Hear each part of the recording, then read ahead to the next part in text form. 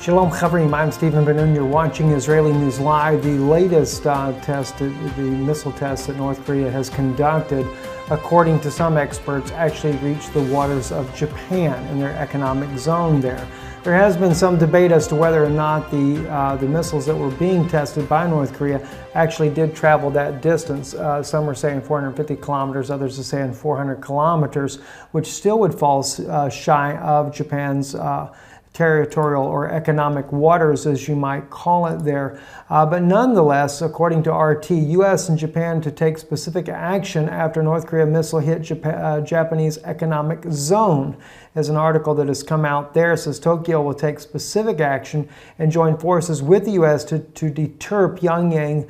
Japanese Prime Minister Shinzo Abe said after North Korean missile flew about 450 kilometers before landing inside Japan's economic zone. As we agreed at the recent G7, the issue of North Korea is a top priority for the international community, Prime Minister Abe told reporters in a televised comment as cited by Reuters. Working with the United States, we will take specific action to deter North Korea, Abe said, adding that Japan will also maintain close contact with neighboring South Korea and other countries.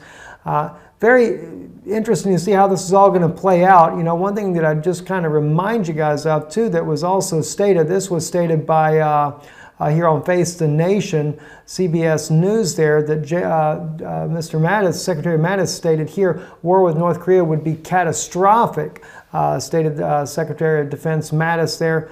And he states here, a conflict with North Korea, John, would be probably the worst kind of fighting in the most people's lifetimes, Mattis told CBS News Face the Nation.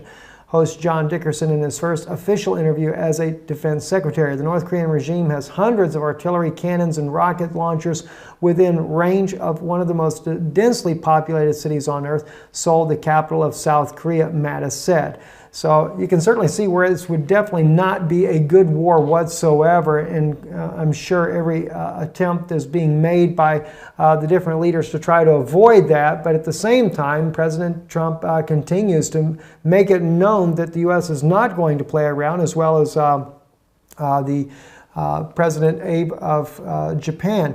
And then we're also dealing with the fact that North Korea's Kim Jong-un, he's not even remotely backing off on doing his test or the possibility of even a sixth nuclear test that could be staged in the very near future.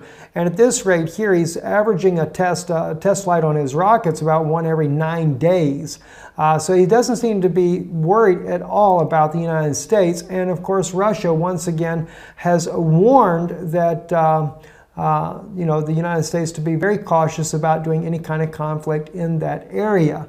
Not to mention President Putin has met today, just a couple of hours ago, with the newly elected President Macron, which was kind of interesting, seeing that Macron was not very positive about Putin before the election, talking about Russia meddling in the elections. I guess once he saw that he got his landslide victory there over Marine Le Pen, then he felt like, well, I guess after all, he didn't meddle in the election, and now they can become more of a economic partner of sorts.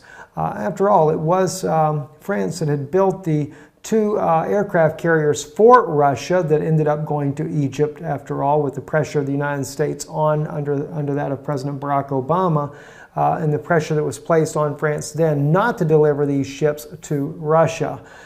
So I guess they realize they want to patch up those relationships, because Russia would have been a very good economic partner for France. And of course, France and Russia have been longtime allies for many, many decades there. So is also on the anniversary of Peter the Great going to France there, that the President Putin went to France. So very interesting things that are happening there. So that's one out of all these different world leaders that seem to be against President Putin and trying to bring normal relationships back with Russia, and not so much trying to demonize them. And even President Trump has tried to do that somewhat, with a tremendous amount of opposition. No doubt Macron will also be smacked back in line, you might say, by some of those in the background that do not appreciate his stance with Russia. Also, another thing here already happened is putting out an interesting video here. I'll kind of show you this video here. Let's just make sure we don't have all this loud volume on here. But this here is Spanish forces there that are on the streets in a little city there, right there on the border of Morocco. We're looking at tanks that are rolling by. And Lorenzo also shows a map on here where that's at. It's a little city located there just on the edge of Morocco, but it's its own independent location there called Melillas. The street's an autonomous city near the border with Morocco, and the tanks are deployed on the streets of that city there. Not sure exactly why, maybe because of the situation going on in Libya and concerns of things could get out of hand, or that of refugees that could spill in. One other note I wanted to share with you, this was brought out with United with Israel. I thought is certainly noteworthy. Palestinian Authority has paid over $1 billion to terrorists in 4 years.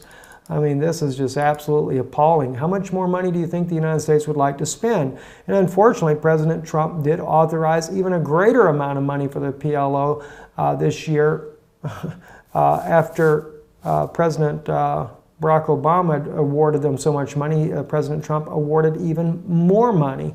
But I think President Trump was hoping that there was going to be some kind of deal. And there's some reports that have been surfacing out of Israel saying that President Trump yelled at the president of the PLO, Mahmoud Abbas, saying that you promised me that you were going to work out a peace agreement over with Israel.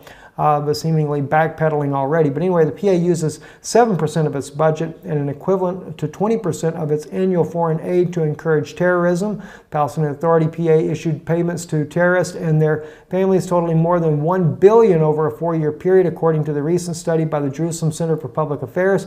The sum accounts for 7% of the PA's budget and is equivalent to 20% of the foreign aid and the PA receives annually.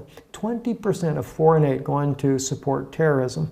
Payments are written into PA law, which declares that prisoners who are convicted of security offenses and acts of terrorism are fighting sector and integral part of the weave of Arab-Palestinian society and guarantees the financial rights of the prisoner and his family. Prisoners consequently receive a significant payment while incarcerated, as well as jobs or salaries upon their release. The time they serve behind bars also counts towards their seniority in a PA institutions. Just kind of weird. No wonder why people are willing to do such acts of violence against innocent civilians in the region there, because of the fact that it's so lucrative. Interesting. It's kind of what seems to be going on in Syria and other places as well, with all the rebels that are fighting, because the more money that is offered, the more they're willing to fight there. Kind of like what President Putin said in one of the interviews that he did one time, where it was public, and he was talking about that the fighters will fight depending on whoever the highest bidder is that'll give the most money.